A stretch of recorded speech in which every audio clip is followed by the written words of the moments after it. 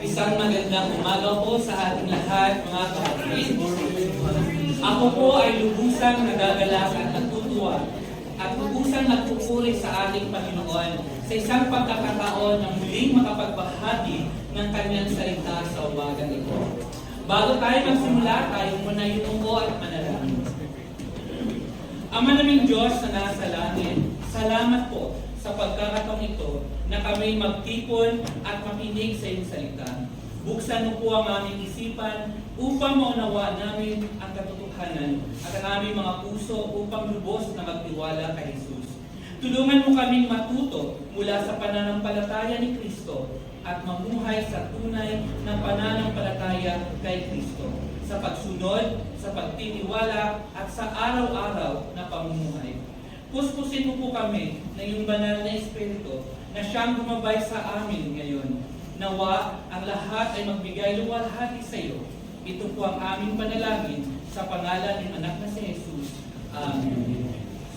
Ang pamagat ng maisikong lesson sa umagang ito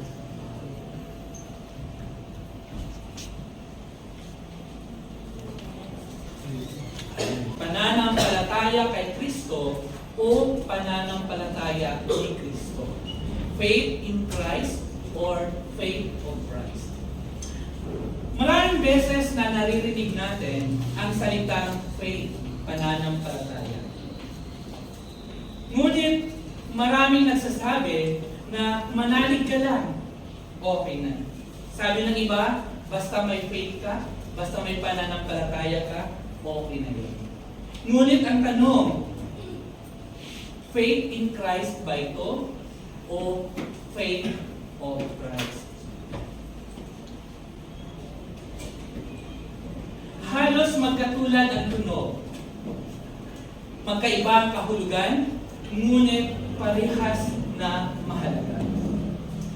Napagtanto ko na ang dalawang phrase na ito ay meron palang magkaiba ng kahulugan.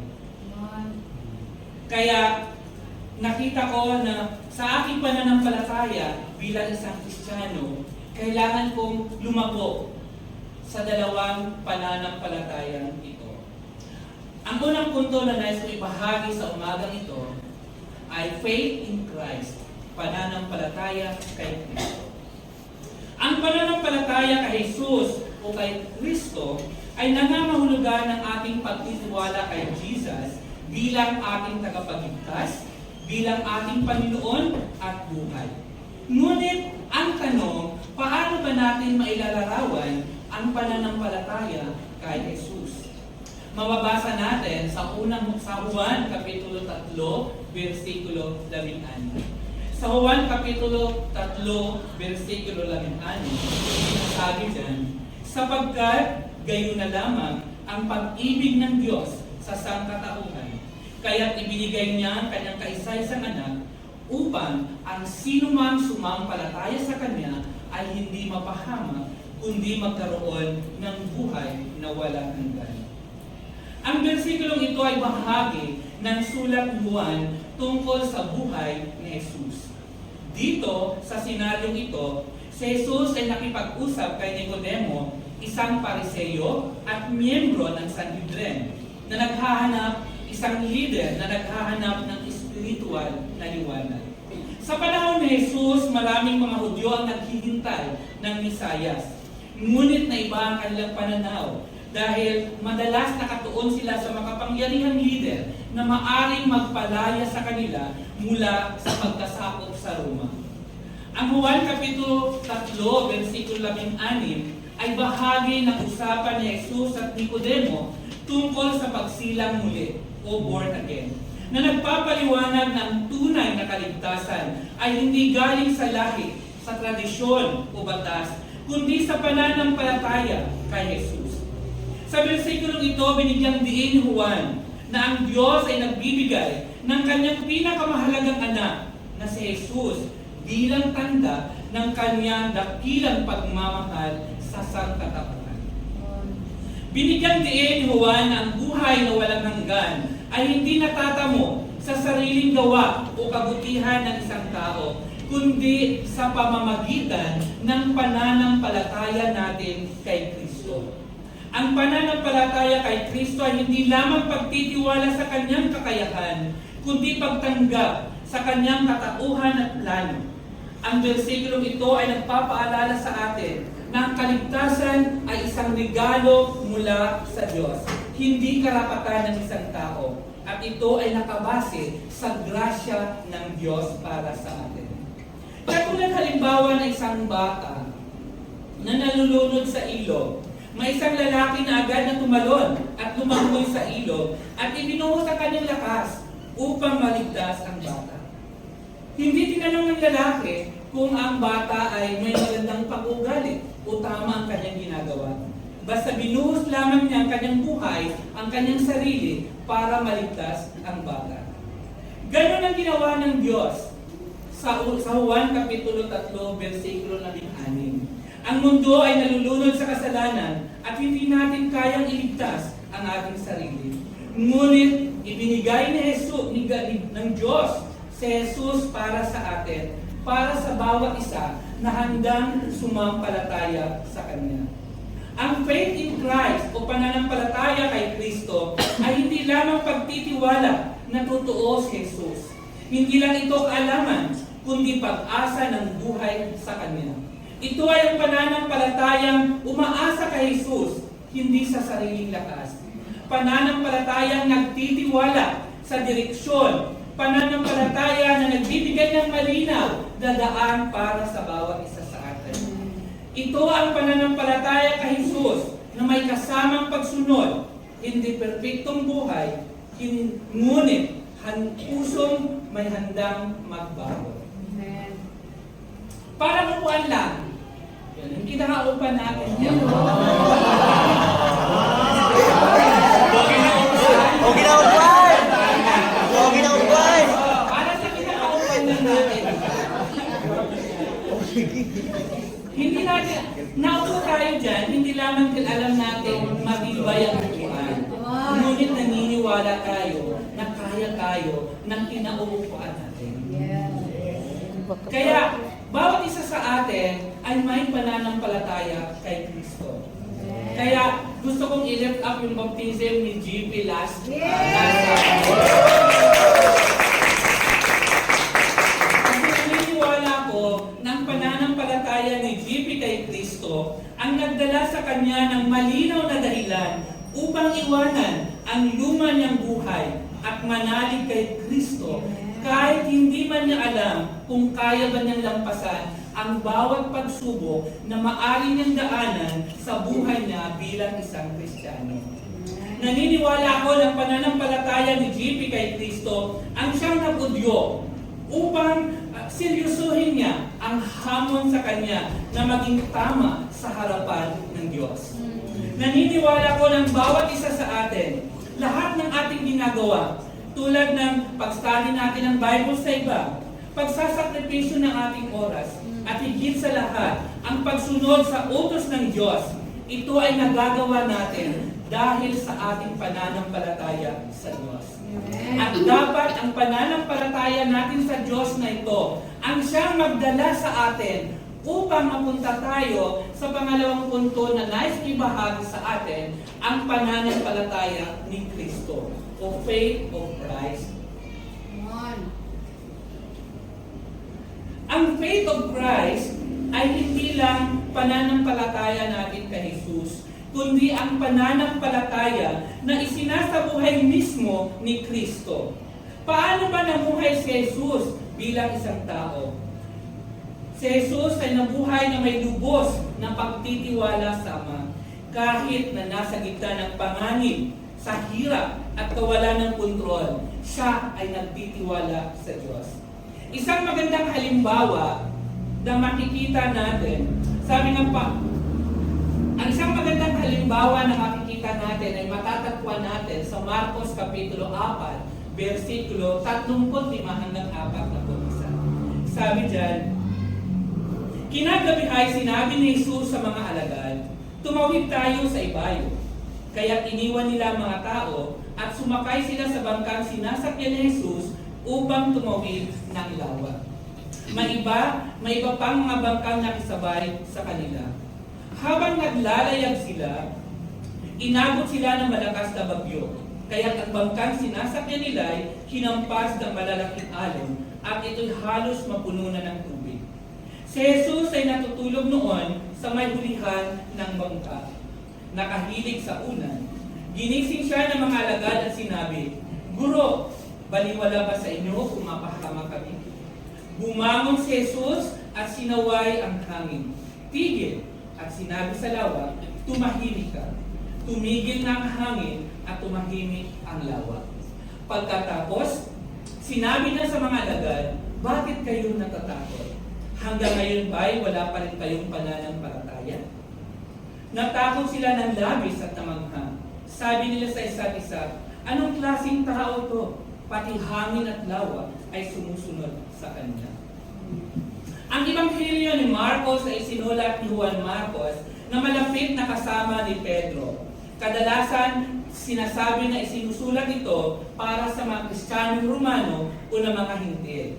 Ang audience na binigyan o sinulatan ni Marcos dito ay ang mga Kristiyano na nakakaranas ng pag-uusig, takot at kawalan ng katiyakan. Kaya mahalaga sa bawat Kristiyano ang mga kwento tungkol sa kapangyarihan at otoridad ni Jesus. Ang kwento ng bagyo ay hindi lang pang miracle story, kundi mensaheng pampabalakas loob sa mga mananampalatayang natatakot. Ang dagat ng Galilea ay nasa mababang lugar. Sila ay nasa below sea level. Nababalutan ito, napapalibutan ito ng mga burol. Kaya biglang magkakaroon lamang ng malalakas na bagyo ang karaniwan, kahit maganda ang panahon. Para sa mga mangingisda katulad ni na Pedro, hindi ordinaryong alon ang nakikita nila. Ibig sabihin, ito ay mapanganib at talagang mahirap na sitwasyon. Dito, inilalarawan ni Marcos sa kwentong ito na si Jesus habang binabayo sila ng malalakas na alon, ng malalaking alon, si Jesus ay natutulog sa hulihan ng bangka. Hindi ito simpleng pagod lamang para kay Jesus, kundi natutulog si Jesus at naglalarawan ng kanyang ganap na pagtitiwala sa Ama. Alam ni Jesus kung sino ang may hawak sa kanyang buhay. Hindi siya kontrolado ng kanyang takot, kahit tunay na mapanganib ang sitwasyon. Ang pananampalataya ni Kristo o faith of Christ ay nangangahulugan na kapag tiwala ka sa Ama, hindi ka nadudurog sa anumang unos sa buhay, even if the storm is real. Inilalarawan ni Marcos na kahit man sa gitna ng malakas na bagyo, hindi nagpanik si Jesus. Hindi siya natataranta. Kundi nagsalita siya na may otoridad. Pagkagising niya, hindi siya nag-alala. Nagsalita siya, "Tumahimik ka, umayapa ka." Ipinapakita ni Jesus na ang kanyang pananampalataya ay may tapang at direksyon. Hindi ito neutral na pakiramdam o bahala na, kundi malinaw na paninindigan kung saan nakaugat ang kanyang relasyon sa otoridad at kapangyarihan ng Diyos Ama. Ang faith of Christ o pananampalataya ni Kristo ay ang pananampalataya na hindi takot na reaksyon, kundi tahimik na kumpiyansa sa kalooban ng Diyos. Kahit man sa gitna ng pagsubok, si Jesus ay makikita mo ang kapayapaan ng kanyang puso. Sa gitna man ng bagyo, sa gitna ng mga pagsubok, hindi siya natatakot. Kahit man sa panahon at binabayo sila ng malalakas na alon, hindi nagpanik si Jesus, hindi dahil wala siyang pakialam, kundi dahil kilala niya ang kanyang Ama. Ang faith of Christ ay bunga ng malalim na relasyon, hindi ng perpektong sitwasyon. Na sa bawat isa sa atin bilang isang Kristiyano, kadalasan natatakot tayo at nangangamba sa ating buhay. Ngunit gaano ba kalalim ang ating pananampalataya kay Kristo? Isipin natin na isang batang mahimbing na natutulog sa kotse habang naglalakbay sila na may bagyo. Natutulog siya hindi dahil walang bagyo, kundi natutulog siya dahil alam niya at may tiwala siya sa driver na nagmamaneho ng kotse. Ganon si Jesus sa bangka. Tinatawag niya tayo na matutong mamuhay mula sa kanyang pananampalataya, hindi lamang para sa kanya. Kapag may bagyo sa buhay natin, tulad ng mga problema, takot, uncertainty ng buhay natin, ano ang reaksyon natin? Nakatingin ba tayo sa unos o sa ating Diyos Ama? Hindi lang tayo tinawag na magkaroon ng faith in Christ o pananampalataya kay Kristo. Tayo ay tinawag ni Jesus na matutong mamuhay ayon sa pananampalataya niya. Ito ay ang buo at walang alinlangang pagtitiwala ni Jesus sa kalooban ng Diyos, kahit sa gitna ng paghihirap at kamatayan. Ang pananampalataya ni Jesus ay hindi kawalan ng takot, kundi pagtitiwala sa Ama. Kahit may takot man, hindi ito pagtaka sa sakit, kundi pananatiling tapat sa kalooban ng Diyos hanggang sa wakas. In conclusion, ano bang pinagkaiba ng faith in Christ at faith of Christ? Ang faith in Christ, ito ang ating simula ng ating pananampalataya. Ito ang ating starting point nung nag-aral tayo ng Bible. Naniniwala tayo na si Jesus ang ating Panginoon, ang ating tagapagligtas. Naniniwala tayo sa Kanya para sa ating kaligtasan. Ngunit, hindi ito dapat ang end point ng Christian life natin. Dapat ang faith natin, ang pananampalataya natin kay Kristo ay magdala sa atin papunta sa pananampalataya ni Kristo. Ng pananampalataya ni Kristo, ito ang pananampalataya na isinasabuhay ni Jesus mismo. Ang uri ng pananampalataya na nagbibigay kakayahan kay Jesus na mamuhay sa paraang kanyang isinasabuhay. Masasabi natin na mayroon tayong pananampalataya ni Kristo o faith of Christ kapag kaya na nating magkaroon ng kapayapaan kahit sa gitna ng mga pagsubok. Katulad halimbawa, kapag may sitwasyon sa trabaho, may sitwasyon sa school, may sitwasyon sa bahay, ano ang una nating reaksyon? Paano natin dinidil ang mga sitwasyon? Dumadating tayo sa pagkakataon na na-stress tayo dahil sa namin nating ginagawa. Nadidepress tayo kapag hindi natin nagawa ang mga bagay-bagay. At nagre-reklamo tayo sa anumang mga sitwasyon sa buhay natin. Ano ba ito? Bakit ganito na lang palagi? Bakit ganito na lang? Diba? Pag sa trabaho, palagi tayo nagre-reklamo sa boss natin, sa mga katrabaho natin. Sa school, palagi tayo nagre-reklamo sa mga teacher natin. Ang dami ginagawa. Hindi ko na alam kung gagawin ko. Kung gano'n. Yan ay mga natural na emosyon na nararamdaman natin. Dahil nakaunan tayo. Yan ang natural na emosyon na lumalabas kapag nakakaharap tayo ng mga sitwasyon. Ngunit, dahil ito ay natural lamang, kailangan nating matutunan na magkaroon tayo ng pananampalataya ni Kristo na kahit man sa gitna ng mga sitwasyong ito, kalmado ka lang at relax. Dahil alam mo na si God ang kasama mo. Katulad ni Jesus, hindi siya nagpanik sa lahat ng bagay na kinakaharap niya.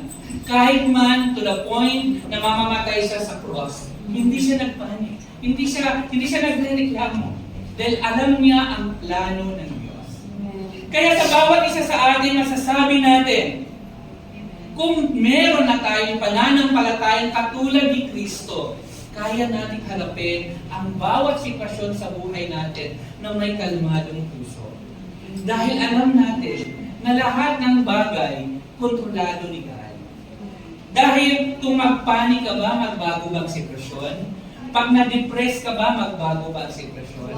Kapag nagre-reklamo ka ba, mababago ba ang sitwasyon? Mabago ba ang iniisip ng boss mo kapag nagre-reklamo ka? Mababago ba ang isip ng teacher mo kapag nagreklamo ka sa maraming ginagawa? Hindi naman, di ba? Kaya dapat matuto tayo na sa bawat sitwasyon ng buhay natin, lahat yan ay naaayon sa plano ng Diyos para sa buhay natin. Kaya kailangan tayo na magtiwala kay God, na si God ang kasama natin. Katulad ni Jesus, hindi siya nagpapanik sa mga sitwasyon.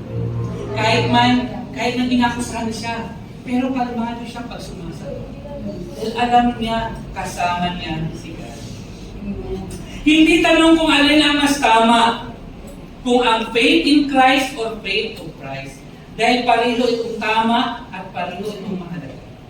Ang tanong sa atin mga kapatid, paano kaya kung mayroon tayong eksaktong pananampalataya na meron si Jesus? Mababago ba ang paraan ng ating pamumuhay at pagmamahal natin sa iba?